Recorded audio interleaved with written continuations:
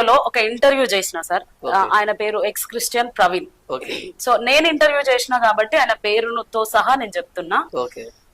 ఒకానొక సమయంలో మేము ఇంటర్వ్యూ చేసినప్పుడు ఆయన అన్నాడు అనమాట, బైబుల్ ఒక బూతు పుస్తకం అని అన్నాడు. అయితే బైబుల్ గ్రంథం పైన పరిశుద్ధ గ్రంథం అని రాసి ఉంటది. పరిశుద్ధ గ్రంథమా లేకపోతే బూతు పుస్తకమా, దాన్ని ఏమనొచ్చు అసలు? ఓకే, మీరు అడిగిన ప్రశ్న సమాధానం ఉంది. బైబిల్ మీద పరిశుద్ధ గ్రంథం అని ఉంటది.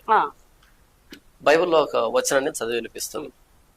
ఎఫెసీయులకు రాసిన పత్రిక 5వ అధ్యాయము 3వ వచనం నుంచి నేను చదివి వినిపిస్తాను. మీలో జారత్వమే గాని, ఏ విధమైన అపవిత్రతే గాని, లోభత్వమే గాని వీటి పేరైనను ఎత్తకూడదు, ఇదే పరిశుద్ధులకు తగినది. ఇక్కడ ఏమంటున్నాడు అంటే, మీరు జారత్వమే గాని, ఏ విధమైన అపవిత్రత గాని వీటి పేరు కూడా ఎత్తకూడదు, ఇదే పరిశుద్ధులకు తగినది అని వ్రాయబడింది.